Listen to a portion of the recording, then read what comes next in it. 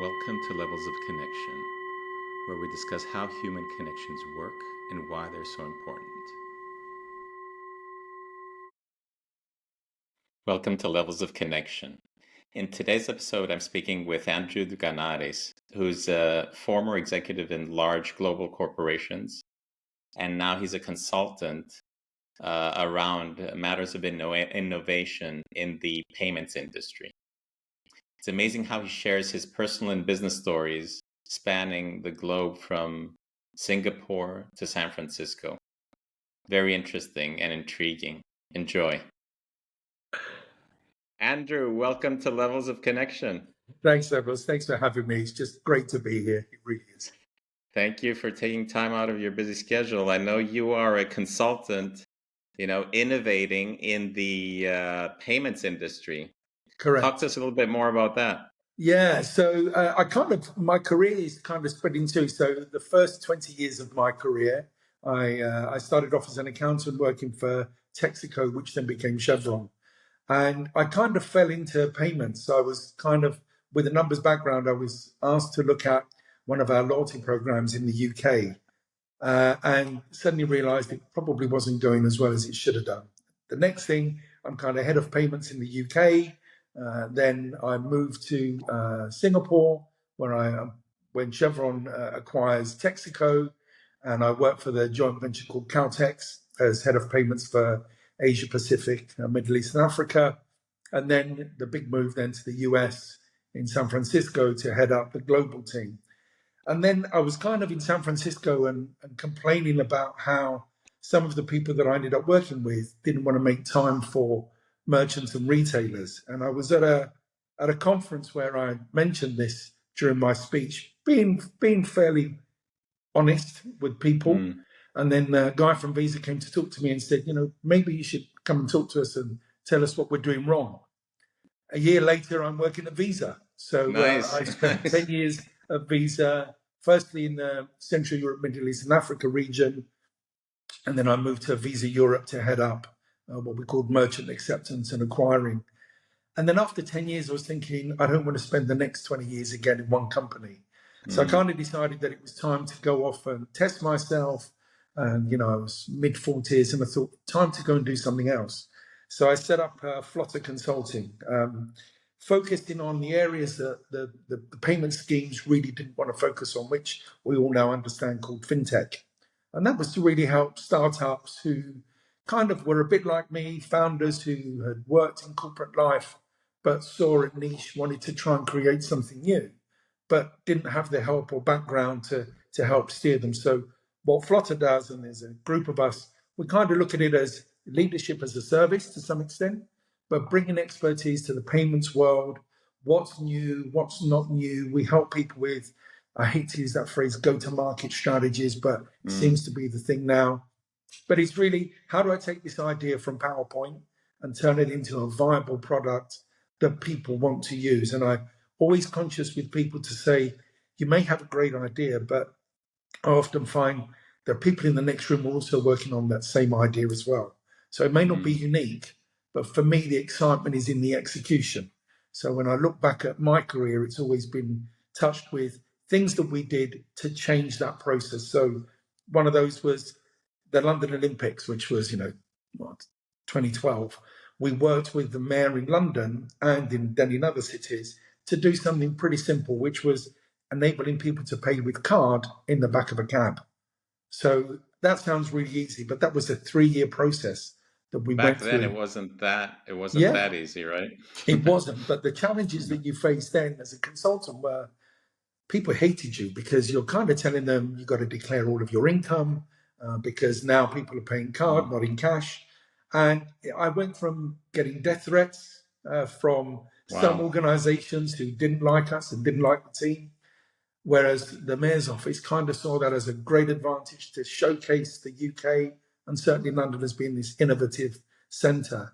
So it was a great example to then say, we can go do this in other parts of the world. So I've always been a believer of create once and execute many times. So sometimes the solution is very similar, but the problem is usually the same. So, but we adapt that solution locally. So it's been very lucky the last 10 years working as a consultant, working with many of the people that I used to work with, but sitting on the other side of the desk. And so it's quite interesting when you turn up at an office where you've worked at and the guy says, "Don't you have your pass today, Andrew?" I said, "No, but I left here. I don't work here anymore. I'm a I guest love. now." See, those are some strong connections that you made. That's Yeah, that's you know yeah. that's what I'm hearing. Yeah, and I always think wherever you work, some of the most important people are the people at the front desk and in the car Mm, park. Get to know them well. They're often yeah. ignored, but actually they wield a lot of influence and they Mm, literally get you through the front door when others won't. So I think it's always important that whoever you meet, forget their job title. It's important because they have a role to play in your life and they have a role to mm, play in your professional career. So yeah, I remember when I left Texaco, the security guard helping me take stuff that I probably shouldn't have taken. But he was helping me say, "You've been here a long time, Andrew. I think you should take this memento with you," and helping me to load mm, stuff into my car, thinking, we're both breaking the law, internal law. But this seems like a good thing. This seems fair. mm. I've given you a quarter of my life, so it seems fair. Wow, wow. Amazing experience. I can see the picture of the globe, you spanning from Singapore to the UK to New York Yeah, to San Francisco. yeah, Um, Talk to me a little bit about, connecting all these different cultures between countries, companies, different, you also went through an acquisition. Uh, you know, yeah. what's I think the, it's what do you, fascinating sorry, go because, ahead. yeah, sometimes some of us, we're very fortunate or unfortunate to work for large corporate organizations. And then, I used to get that comment from some friends, "Oh, you've been with the same company for 21 years." And I said, "Yeah, but I've had 9 different jobs in those 21 years and I've worked in 3 different countries." And what you realize is that, and I learned this from when I moved to Singapore, the guy who is now the chairman of Chevron, called us all into the room and said, "You're all the new expats. You've arrived here. It's great. You all kind of know each other because you've worked with each other around the world." He said, "But your partners are at home right now in their nice new apartments, living a great life. They don't know anybody. And they're going to, your life has just been, you've taken your laptop from one office to another, but for them, their whole life has changed and they're going to struggle to make friends and build a new, ecosystem around them." And I think for me, that was a great lesson. That was my life changed a little bit, but, for other people, it was quite tough because you're suddenly realizing I don't have my network around me anymore. So every person I meet has got to perhaps have an influence in helping me understand where to shop, where to eat, and for me, with no hair, where's the best hairdresser? So, I've got to find these things. And you realize that actually, when you do move overseas and you meet other cultures, I think most people kind of try to point out the differences. I think what Chevron did really well was to focus on the similarities. And we used to have these great start of meetings called diversity moments. And we'd go around the room and someone would say, "So, Stephanos, tell us why you're called Stephanos." And you go around the room and say, "Oh, that's a very similar story to why I'm called Andrew." And then you'd find things that you perhaps worked on or places that you'd been to, and then you realize that the person sitting on the other side of the table, and the great example for me was 2 guys from Karachi who, Mm, I had nothing in common with the guys in Karachi until we started talking, and we realized that we both knew Alexander the Great.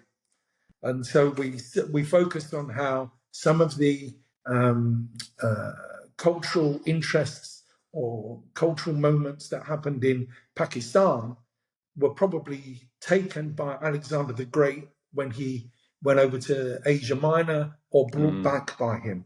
And it was around young women wearing black. And I said, there are people in Cyprus that wear black when their husbands die, women wear black. mm. And he kind of pointed out and said, "Yeah, there's a village in what is now Pakistan where they do that. And it's, a couple of thousand years old." So we Wow. we decided that it was Alexander the Great. So we set up a little WhatsApp group for a little while called Alexander. So yeah, you're finding those similarities rather than differences. Yeah. I love that. And the connections that you've made, how do you start those conversations when, especially when you go to a new country, a new company? Yeah, I think it it depends on your own personality, and sometimes you have to step out of your little comfort zone because, and I found this when I moved to Singapore. I kind of upset a lot of the guys from the UK because I didn't join the British club in Singapore. I joined the American club, and the simple reason was I went along to the British club on a Friday afternoon, and it's 32 degrees, and the first thing the guy said to me was, "Oh, sir, you're not wearing a jacket." And I thought, but I'm wearing shorts and a t-shirt because it's 32 degrees and 90% humidity. And he said, no, but it's the British club. You must wear a jacket to come in. And I thought, wow, you've just confirmed that I'm definitely not coming to this club. So we went to the American club, and it was, let's go for a burger and a beer, and let's have a chat about what we can bring as the American club. Two things. One, it was opposite where I lived, but two, just the atmosphere and Mm. just the feel and the buzz. And sometimes we always try and kind of find people that look a bit like us because it's that comfort zone.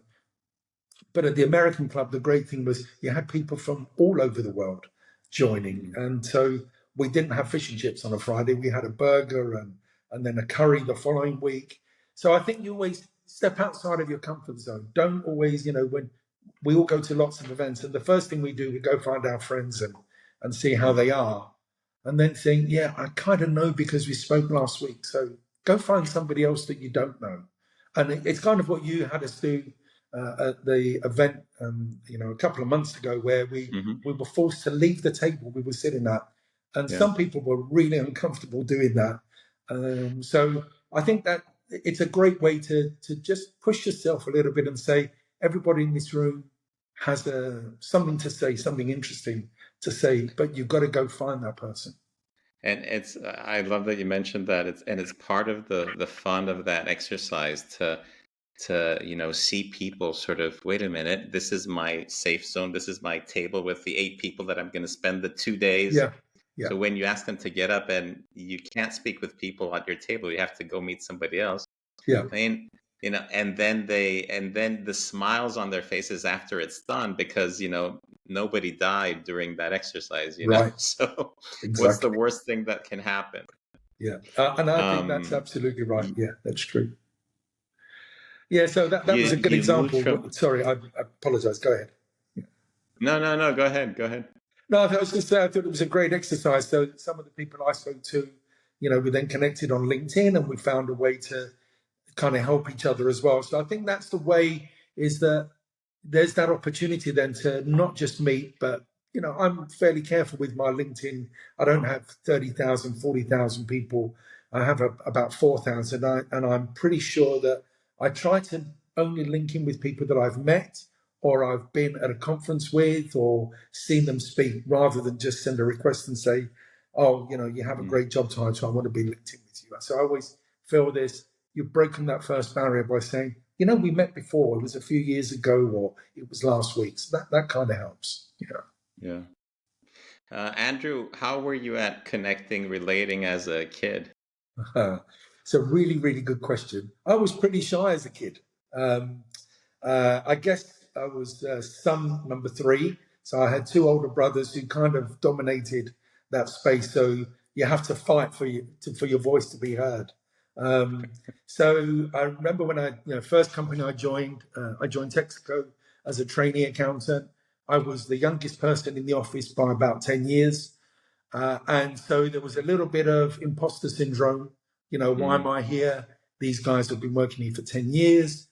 But it kind of forces you to recognize, unless you step out a little bit, unless you can demonstrate that you can bring something to the table, that people aren't going to talk to you. And I joined just as, believe it or not, and some of your listeners will think, you've got to be kidding me, right? When the first computer arrived in the office. And I just Wow. finished computer studies at college. So when it came, I unpacked it, I plugged in, I put in the disk and set up MS-DOS. And then the Oh, next wow, I thing remember those. yeah, do you remember those days? Yeah. And then, an hour later, it's whizzing away. And then suddenly people wanted to talk to me because I could help them. So it comes back to that thing about you've got a value to bring. So, but yeah, I was probably very shy at the time. Not shy, but probably intimidated by the other people in the room. So I kind of feel as though you do have to push yourself. And I was fortunate. I was lucky. The people I worked with, and certainly my boss, was a great mentor for the next 10, 15 years, even though we weren't working together, was just one of those people that I thought he was kind of trying to be really tough with me and pick on me. And it was only years later when he said, no, I was pushing you because I knew you needed to be pushed further and further in order to succeed. And so my relationship with him changed because I kind of saw him as this nasty boss. But actually I think he said he saw something in me. I don't know what it was, but he saw something and said, you just needed to come out of your shell a little bit. And so, so different now. But yeah, it was a challenge at the time. So, I mean, we met at a conference, and I see you, moderating panels, encouraging other people to participate, mingling with the crowd, making other connections, introducing other people together. And then, you're talking about an Andrew when he was a child. Well, he was, shy and reserved. Yeah. And the key ingredients from that Andrew to this Andrew are what? Age and experience, I think. I think it's because you suddenly realize that as you get a little bit older, your nemesis is also looking at you thinking, I remember we had a conversation once with one of my colleagues. We were on a flight and we were going to Poland. We used to go every couple of weeks. And it was a 7 a.m. flight. And the guy next to me said, look at these guys. They're working nonstop on their laptops. And I said, that used to be us. That used to be us. And now we don't feel the need to do that because we'll do the stuff when we get there. So I think you kind of see that you become more confident in yourself. You realize that, you can say one or two things and it's valuable. You don't need to dominate the room.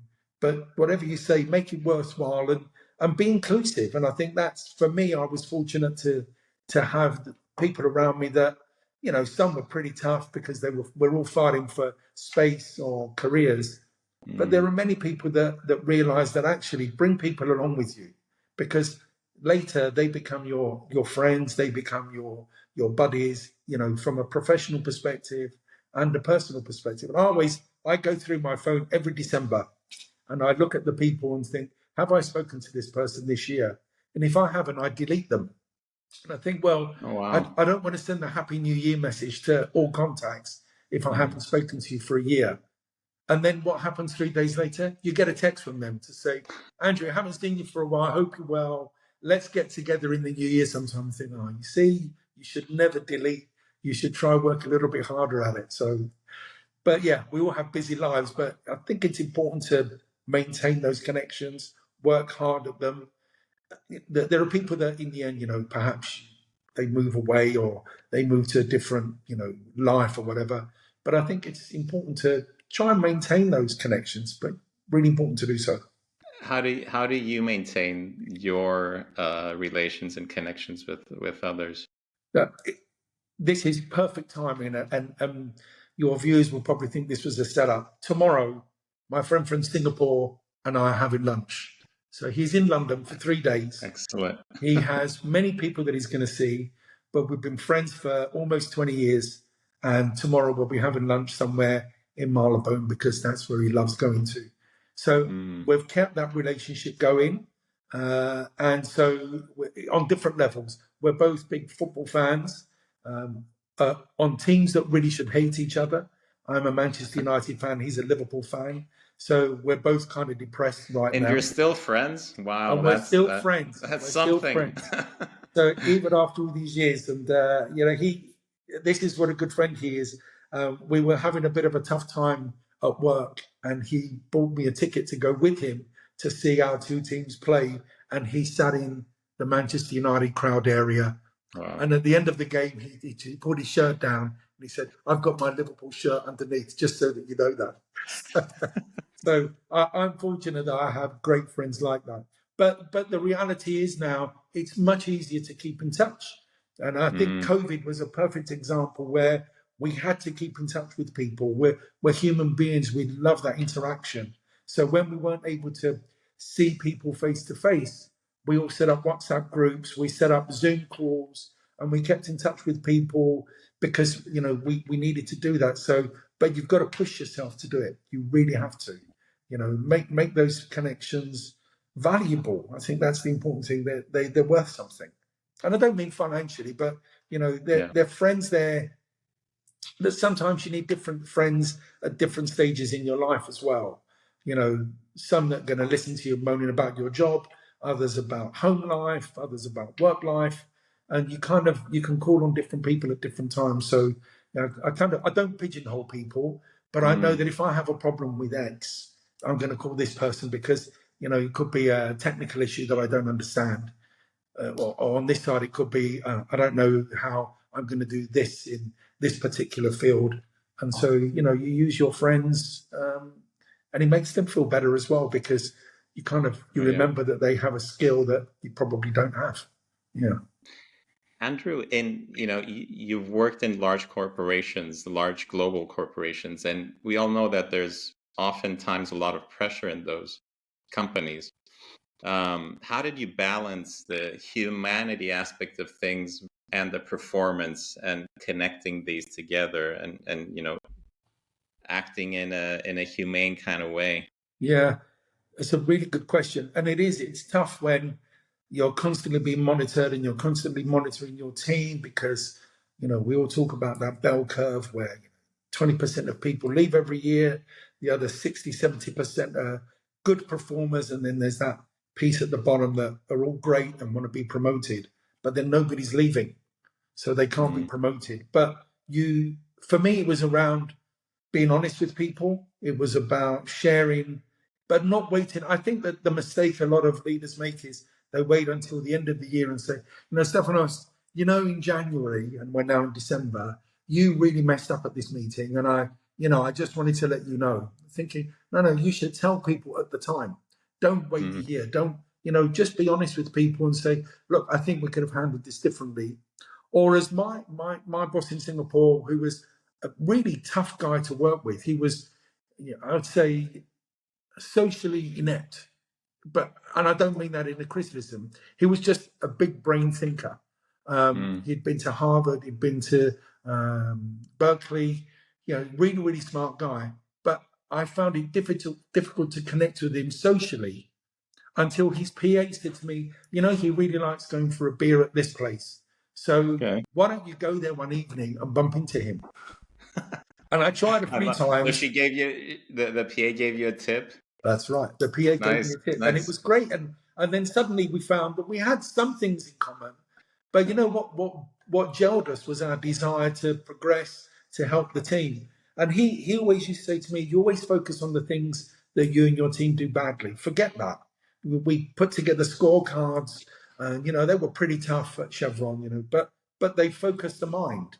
But it was around telling people what they do well rather than telling people what they do badly.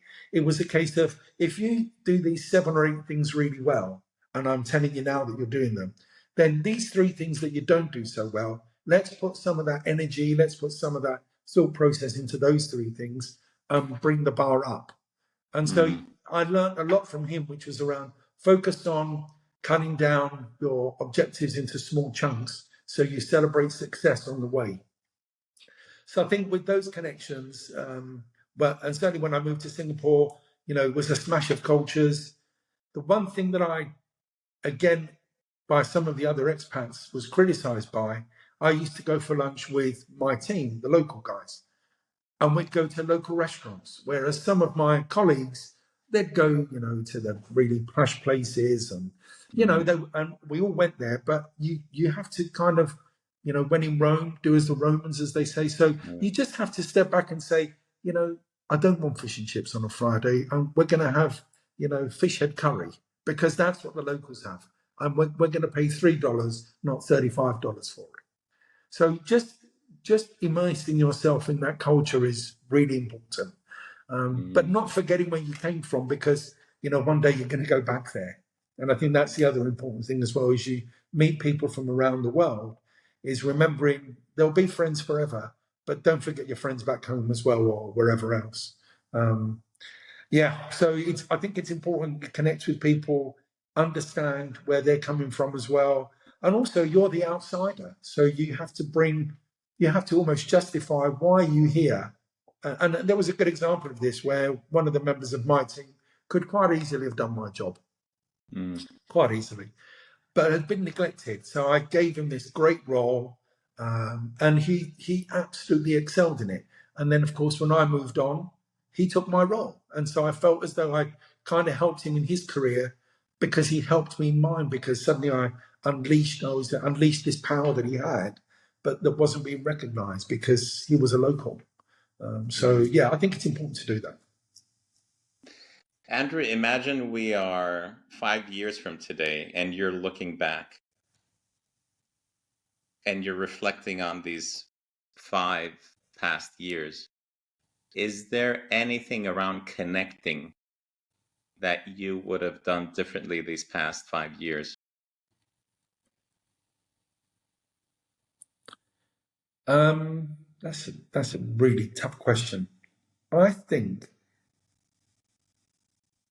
I believe that you really need to, I mentioned earlier, you need to work hard at maintaining relationships. You really need to do that. It's not about, it's not, people say it's not the quantity, it's the quality of friendships, the quality of connections that you have. I think over the next 5 years, I want to try and challenge myself more, that I engage with perhaps people that I still haven't engaged with. Still, I don't want to look back in 5 years' time and say, I was at a conference, as I will be in 2 weeks' time with you, and say, I really wanted to talk to this person, but I didn't make time because they kind of gave me the brush off. And I think it's pushed myself further to say, look, I tried and failed, but at least I tried. So I never want to have regrets where I look back and say, that was a great opportunity. It may not have led to new business, but it may have led to a new friendship. So I want to make sure that in 5 years' time, I haven't missed those opportunities, both on a professional basis, but also, on a personal basis as well, where, last night, I live in a great area where all the guys, we all hang around together. We have a big WhatsApp group for the whole street. And then we have what we call the Breakfast Club WhatsApp group, which is the 4 of us. And we hang out together more often. And so last night we went for an Indian meal. 2 Indian guys, myself and the guy next door. So we kind of rotate in terms of food. And that's taken 12 years to cultivate that relationship. But we're constantly there for each other. We're really, really good friends. And then we have individual relationships as well in the foursome, where we kind of call on each other for certain things. My neighbor next door, he's really technical. So, when something goes wrong with my car or the electrics in the house, he's going to have the tools to turn up and fix it. You think, how did he do that? So I want to make sure that in the next 5 years, I don't miss that opportunity to meet people that can learn from me, but I can learn from them as well. And I think that's, as we get a little bit older, sadly, some of the friends that we have today might not be here in 5 years' time as well. Yeah. So optimizing the time that we spend with those people as well is very important. Thank you, Andrew. And what advice would you give young 20-year-old Andrew? Yeah, this is a really good question as well. And I've thought about this many times when I've been asked on panels or things. And I kind of mentioned it earlier. So there I was, nearly 19. I joined Texaco, the youngest person in the room. And I'm kind of a little bit intimidated by job titles. So, suddenly the chairman of Texaco comes to the UK, and it's traveling over from New York, and everyone is cleaning their offices, and the security people are panicking because somebody was smoking outside the office and he didn't like people smoking, so they had to move. And you kind of feel intimidated by their position. And I think it wasn't until I moved to Singapore where I thought, I've earned the right to be here. So I'm not going to worry about people's job titles. It's kind of, it's Andrew 2.0. I don't need to worry about who these people are. We're all good at what we do, which is why we're here. So I think it's a case of don't be intimidated. If you see somebody in the lift that has the job title CEO, you know what? If you go talk to them, they'll remember who you are because you had the gall to go and actually say something.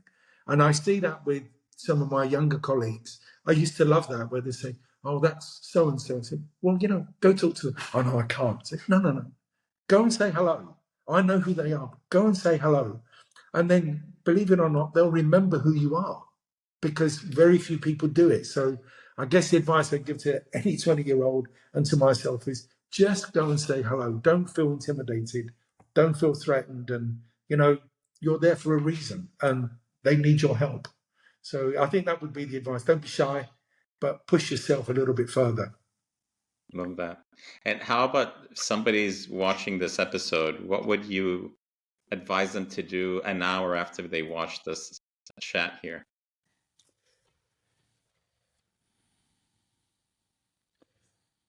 Look, anybody who's watching this hopefully has an interest in connecting with people, right? Otherwise, they've clicked onto the wrong channel. You know, they were looking for something French connection rather than connections. And they see two bald guys Hey, chatting away. this is by choice, yeah. right? I think what people like is it's a bit like a trust pilot or a review. We always like to hear what other people think of a hotel or a restaurant, and we want that affirmation from somebody else to say, I'm going to go somewhere. I wonder what somebody else thinks. And hopefully what we're providing today is just a little bit of an insight into, you know, connections are simple to make, they're tougher to keep, and they're really difficult to break. So you've got to work pretty hard to break a connection, to lose a friend. I think it's tougher to make friends.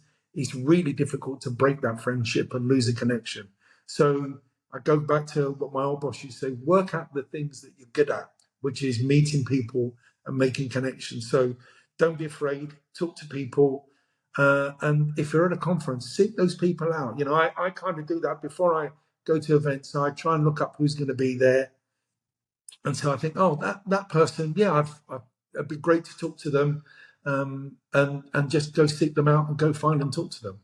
But also in your personal life, you know, we're Brits, right? So we were talking about this last night over dinner when we were out. That you know, when we get on the train, we're creatures of habit. We sit in the same seat and we stare at the same person for 5 years and we don't talk to them. And it was only when the London Olympics happened where suddenly people in London started talking to each other because we created this buzz and this, you know, thing. Or when something goes wrong, or at Christmas when people go Christmas shopping. I love watching people panic in the supermarket because, you know, their husband or wife has sent them to go and do some shopping. And they have a list that says, buy some carrots. And they're confronted by 25 varieties of carrots. And they're panicking about which carrots to buy. And I think they usually turn to you and say, do you know which carrots I should get? And it's usually at moments like that where the desperation over something so simple brings them together. And you think, you know, I have the same issue. I'm trying to buy, you know, my partner a present. I have no idea. Can you help me out? And I think it's those things where you find those really insane moments that brings people together. So don't miss out on those opportunities. You know, don't be the person and unfortunately we all do it now, right? You've got your headphones in. I sometimes put my headphones in on the plane, but I'm not actually listening to anything because it's my me time for 1 hour. You know, I just want 1 hour to myself where I don't want to talk to anyone. And I kind of do that a lot. And you need that time just to do that inner reflection and then get ready to go. You're connecting with yourself, you know. Yeah, you're connecting with yourself. And that's a tough connection because you think, you know, tomorrow I'm on stage talking to, you know, 1,000 people, but I want 5 minutes to myself as well. Yeah. And that's a really good one. Just to say, okay, kind of, we have this persona on stage, we have this persona off stage, and we play different roles in our life, right? You know, father, husband, brother, sister, whatever it might be. So we got to think about those connections and, you know, what am I missing out on by being on this flight or being at this conference? So yeah, just connecting with yourself sometimes is a really important thing to do. Yeah. Oh yeah. Andrew, thank you so much for being on today. I really appreciate it. Stephanos, the time has flown by, and I don't know how, but Yeah. it's been really good. Thank you. Thank you for the opportunity. Oh, you're welcome. It's my pleasure. Any last thoughts for today? Yeah, I would say I looked at some of the people you've had on your connections thing, right? And they're from all over the world, from all different backgrounds. I'm going to challenge you to go and meet somebody that you don't know, that you haven't met, that maybe you just pull out of the hat and say, there's somebody from whichever company, they're doing something pretty cool, and I want to know about them as well. So my challenge to you is somebody you don't know. Thank you. Thank you. I love that, and I'll do that. I'll challenge accepted. Great. I look forward to And it. I'll send you the episode when I have that conversation. I Thank look you forward to for it. this, and I appreciate it very much. Thanks, Stephanos. You have a great day, and good luck I'll to your see you listeners. soon. Cheers. You take care. Bye. Bye. Bye-bye.